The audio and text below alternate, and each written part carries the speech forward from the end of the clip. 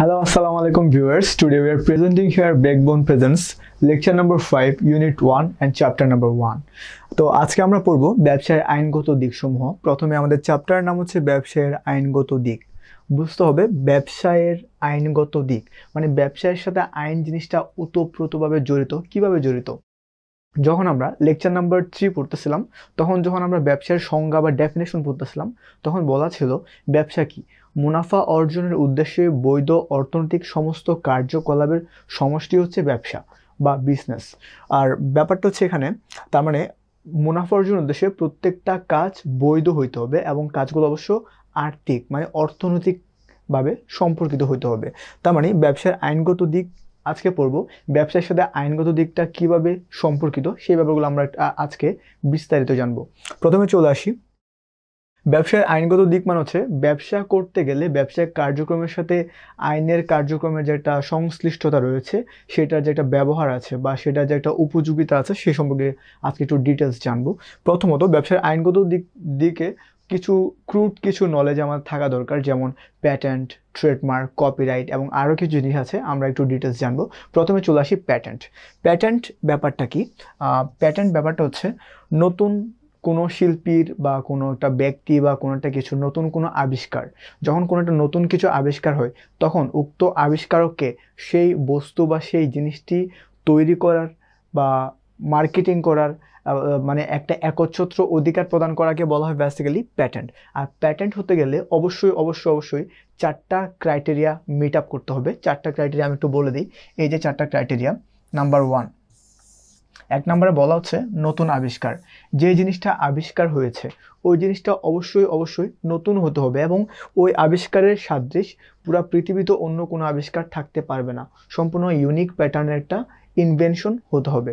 Second যে criteria সেটা হচ্ছে অবশ্যই আবিষ্কারযোগ্য হতে হবে। যে জিনিসটা আবিষ্কার হয়েছে সেটা কোনো অলৌকিক কোনো জিনিস হতে পারবে না, সেটা অবশ্যই আবিষ্কারযোগ্য হতে হবে। থার্ড যে জিনিসটা সেটা হচ্ছে উপযোগিতা মানে হচ্ছে ব্যবহার করে ফল লাভের বা ফল ভোগের ক্ষমতা। উপযোগিতা মানে হচ্ছে ব্যবহার করে যদি কোনো একটা অভাব মোচন করা যায় তখন তাকে আমরা উপযোগিতা বলি, যেটাকে বলে ইউটিলিটি ইন ইংলিশ টার্ম। এবার চলে আসি আইনগত বৈধ। যে জিনিসটা আমি আবিষ্কার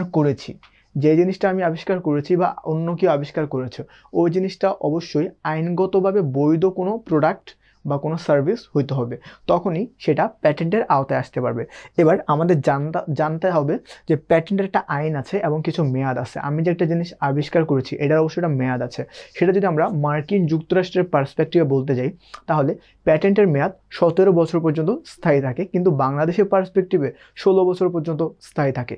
এবার আমরা একটু পরবর্তী স্লাইডে একটু দেখব যে বর্তমানে প্রচলিত আইন এবং সাল যেটা বাংলাদেশের পার্সপেক্টিভ আছে সেটা হচ্ছে 1991।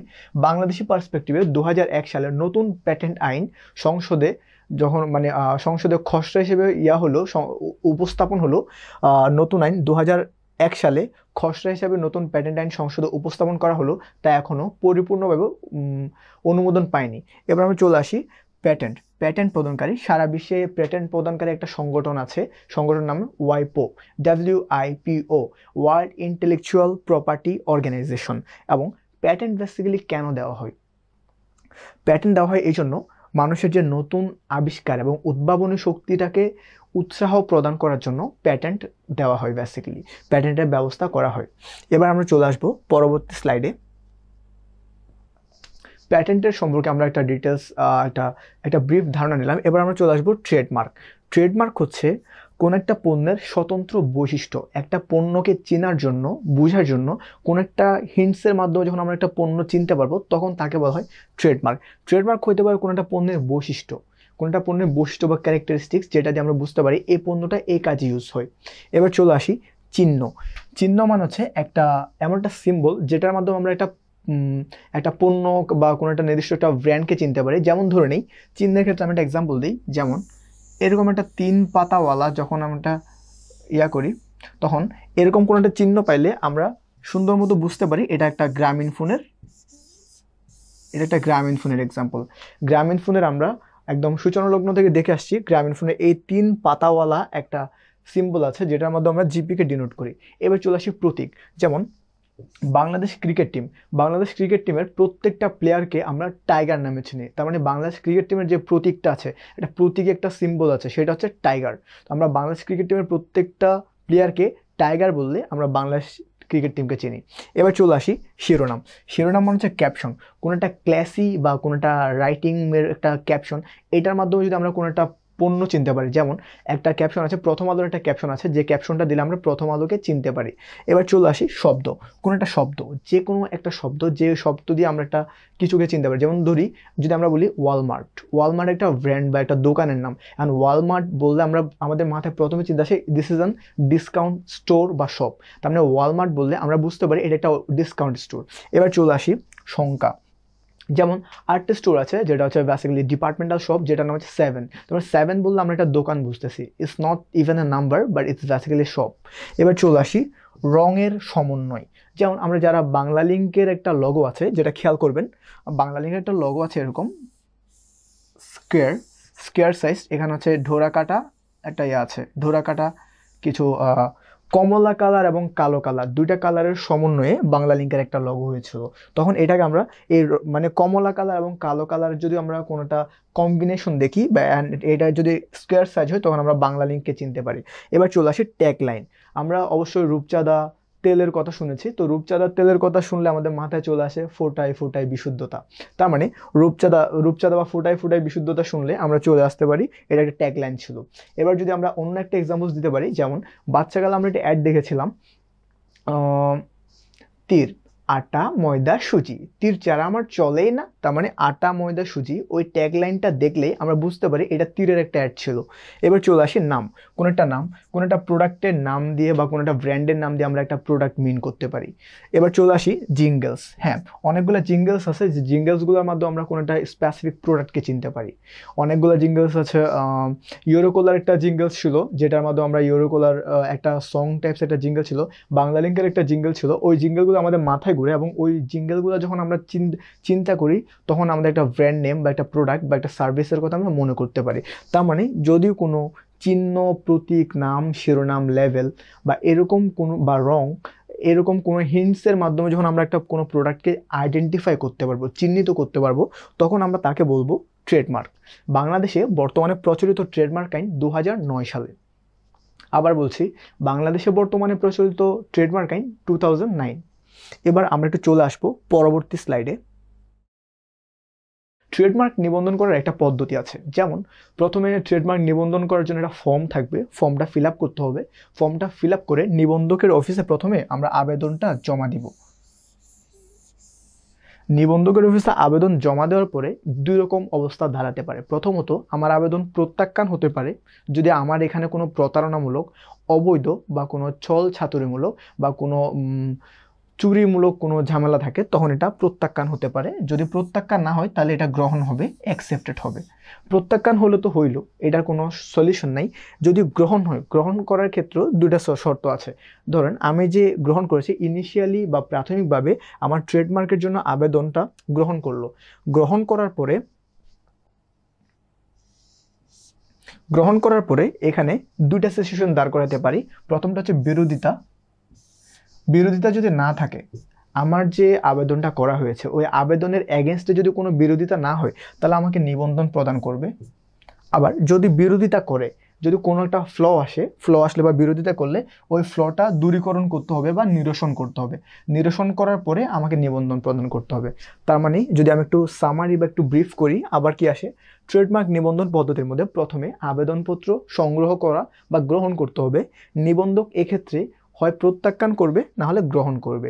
গ্রহণ করার পরে ইনিশিয়ালি বা প্রাথমিকভাবে গ্রহণ করার পরে যাচাই বাছাইয়ের সময় যদি বিরোধিতা না আসে, কোনো প্রকার ফ্ল না পাই বা কোনো ত্রুটি না থাকে, তাহলে সরাসরি নিবন্ধন প্রদান করবে।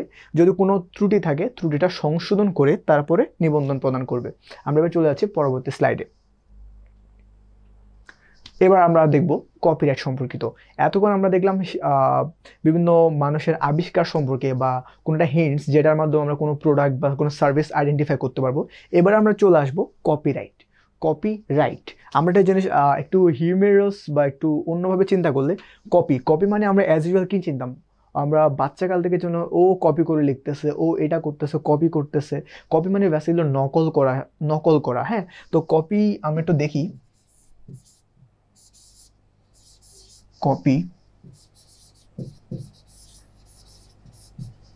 কপিরাইট বেসিক্যালি কেন? কপি মানে যদি হয় নকল করা, আবার রাইট মানে হয় অধিকার।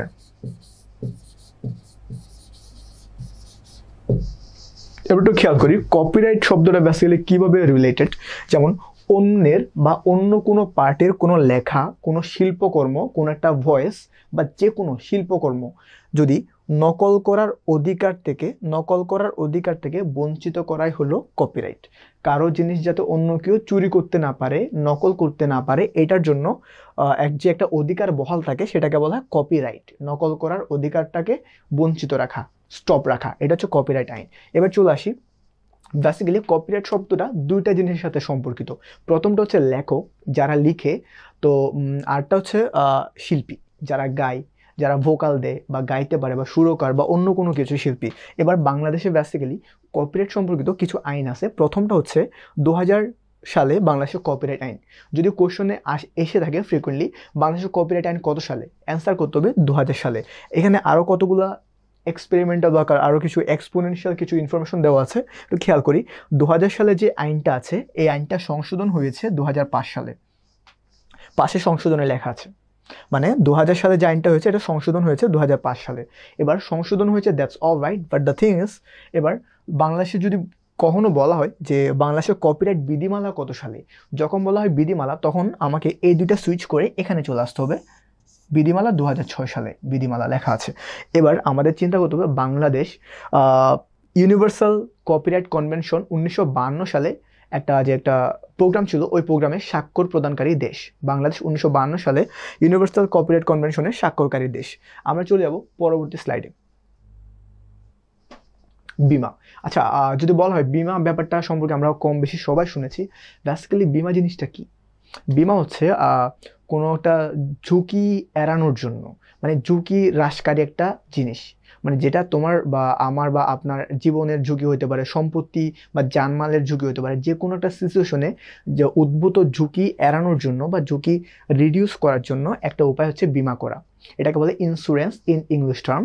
অ্যান্ড এটাকে বেসিক্যালি দুই প্রকার হতে পারে। একটা হচ্ছে জীবন বিমা, কোনো একটা মানুষ মারা গেলে বা তার বার্ধক্যজনিত কারণে তার যে লস হতে পারে, ওই লসের জন্য যদি কোনো বিমা করা হয় তখন তাকে বলা হয় জীবন বিমা। এবং চলে আসে সম্পত্তি, কোনো একটা অ্যাসেট বা কোনো একটা বাইক হতে পারে, একটা কার হইতে পারে, একটা বাড়ি হইতে পারে, একটা জাহাজ হতে পারে, বা মানে সম্পত্তির সাথে জড়িত, মানে কোনো একটা সম্পত্তির সাথে জড়িত, যে কোনো সম্পত্তির সাথে জড়িত যদি কোনো বিমা করা হয় তখন তাকে সম্পত্তি বিমা বলা হয়। আবার চলে আসি আইএসও অ্যান্ড ভিএসটিআই, এগুলো আমাদের বহুল আলোচিত কিছু টপিকস। আইএসও মানে হচ্ছে ইন্টারন্যাশনাল স্ট্যান্ডার্ড অর্গানাইজেশন, মানে আমরা যে পণ্যগুলো ভোগ করতেছি, যে সেবাগুলো আমরা রিসিভ করতেছি, তো এখানে স্ট্যান্ডার্ড মেনটেন করতে হয়। যেমন আমাদের যে খাবারগুলো আছে, খাবারের মধ্যে কতটুকু ভেজাল দিচ্ছে, বা ভেজাল দিলে আমাদের যে একটা ফিজিক্যাল যে একটা ইনজুরি হচ্ছে, সো এগুলো সবগুলো রুখে দাঁড়ানোর জন্য, এগুলো সবগুলো রিডিউস করার জন্য, স্টপ করার জন্য আমাদের আইএসও, মানে প্রত্যেকটা প্রোডাক্টের একটা স্ট্যান্ডার্ড মেনটেন করা হয়। ওই স্ট্যান্ডার্ডটা মেনটেন করার জন্য একটা সংগঠন আছে যেটার নাম হচ্ছে আইএসও, যেটা বেসিক্যালি 1947 সালে জেনেভায় তার সদর দপ্তর আছে, এবং যেটা প্রতিষ্ঠিত হয় 1947 সালে। বর্তমানে যার সদর দপ্তর জেনেভায়, সুইজারল্যান্ডের জেনেভায়। এবার আমরা একটু চলে আসবো পরবর্তীতে, যেটা লেখা আছে বিএসটিআই। এটা বেসিক্যালি ইন্টারন্যাশনাল কোনো অর্গানাইজেশন না, this is for our home or local organization which is called BSTI, Bangladesh standard and testing institution, BSTI. এটা হচ্ছে 1985 সালে 1950 সালে দুটি সংগঠনকে একত্রিত করে একটা সংগঠন করা হয়, Bangladesh standard and testing organization, যেটা বর্তমানে শিল্প মন্ত্রণালয়ের অধীনে পরিচালিত হচ্ছে।